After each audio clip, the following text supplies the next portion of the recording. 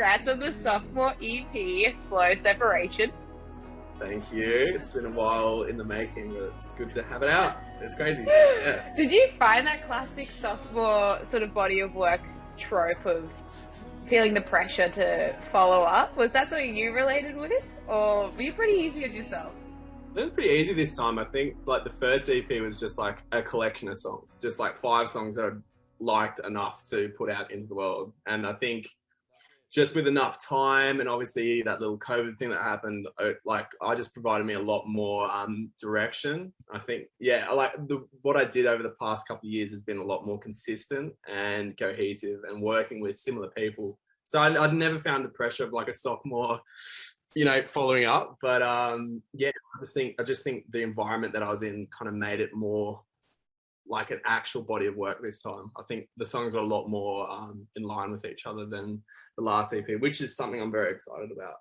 Yeah, it has a really nice journey. I would agree. It opens with this sort of like earnest feeling, closes on more of a somber note. Like there's a Yeah. really there's an arch. It's your coming of age collection. Was It that is.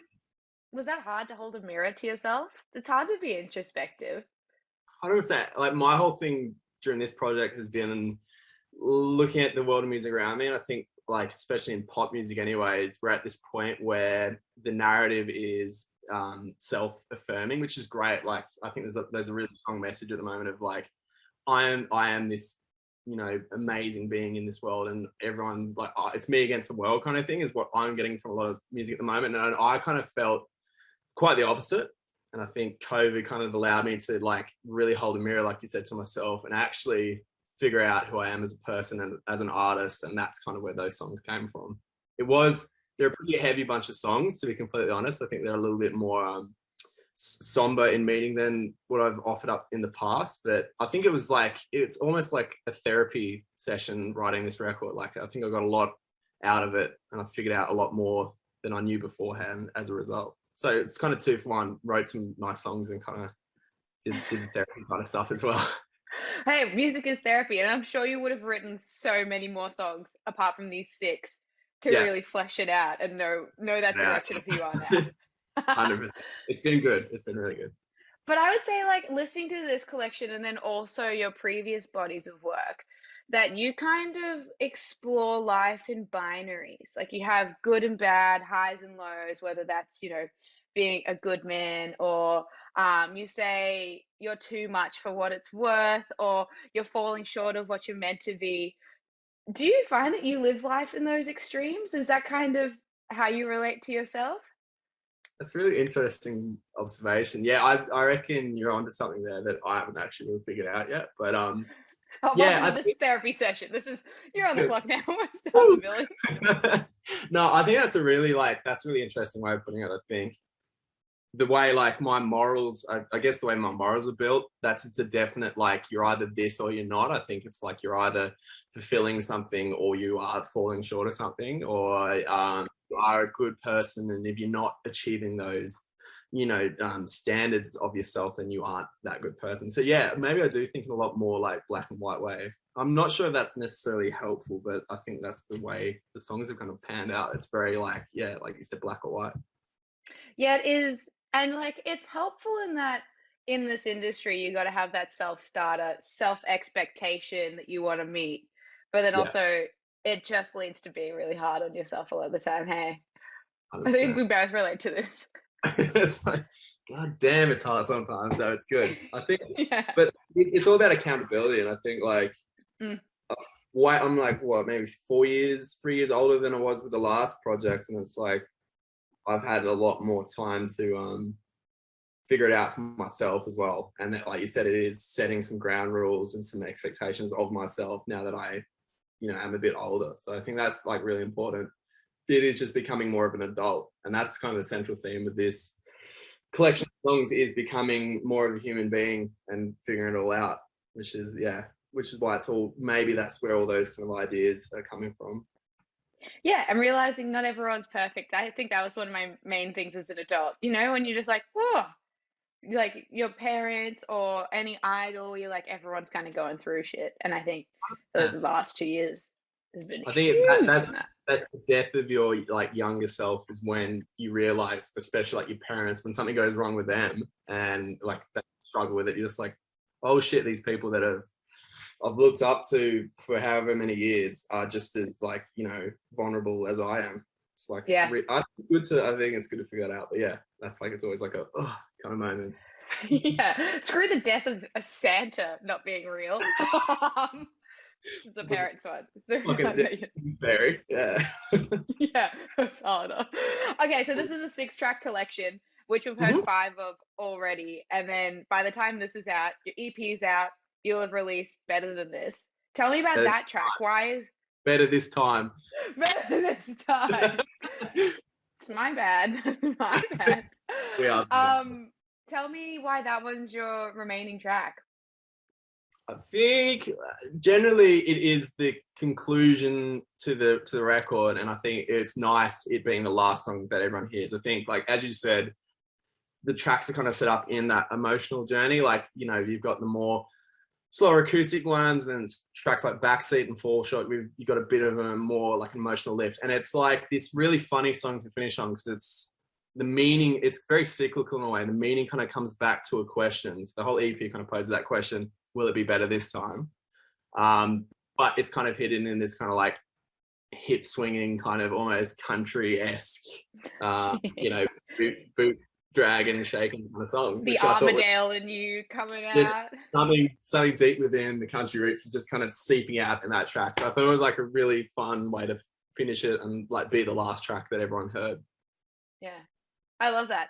Okay, on the topic of these, well, while we're going singular on the singles, outside Yeah, the Zoom call, we're really good mates. And in your track Saving Grace, you talk about in the first verse about letting your friends down. yeah. Is what, do you feel like that's a thing? Sometimes. Yeah, I was like Oh, so like I obviously showed you that song before it was released. Yeah, I think I've been going out without my friends, fuck this up, I let them down again. It's just that again, it's that accountability. Like sometimes I think there was a point, you know, I was like just going out to grab a drink or something just by myself. You know what I mean? I think like when I was there, I was like, oh, it'd be nice having the gang here, you know what I mean? I think that was kind of where it yeah. was coming from. But yeah, But that was a interesting line.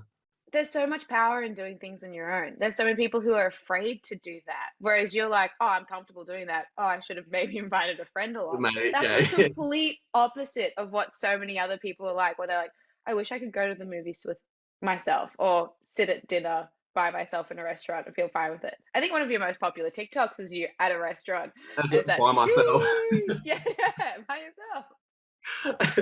And I think it is, yeah, I think it is healthy to be able to do that.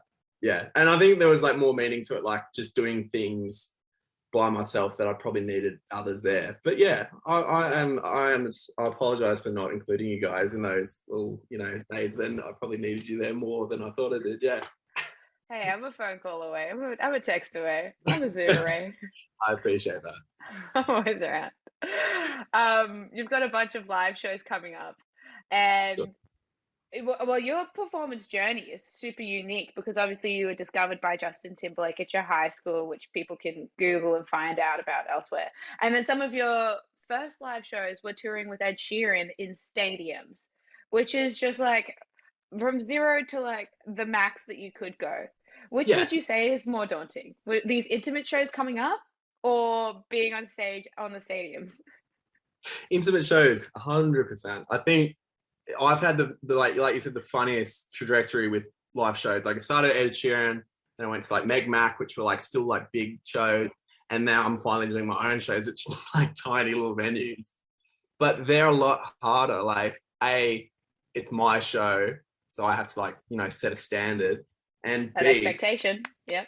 nation people are right there. You know what I mean? Like at least when you're on the stadium, you can't. You've got your in ears and you can't really hear anything, and people like will scream at anything. Like I remember like the sound techs walking on and 10,000 people would like scream for them. You know what I mean? So like it's not the hardest gig in all honesty when you're doing the big shows, but when they're little like that, you can see people's expressions. You can see people looking at their phones and they're a bit bored. So there's a lot going on right in your like peripheral. So yeah, way harder in these intimate shows. Yeah, you got to work hard. I think at least now, but your shows are so well timed that people can like be there without masks, so you can see them enjoying it. You can see them dancing. Whereas like before, there were so many artists who were like, I can't even tell if I'm winning them over. Like I just can't even. Yeah, so that'll be good, and I think people will be down for a party. I know. I'm just glad that that's not seating and people eating like the cheese boards with a glass of wine. I think the tracks just Yeah, a bit more energy than that sometimes. I can see you doing a little table gig though, a I'd little be alright. candlelit Fergus James gig. Like stripped. Yeah, that would be fun. Now talking. Now we're talking.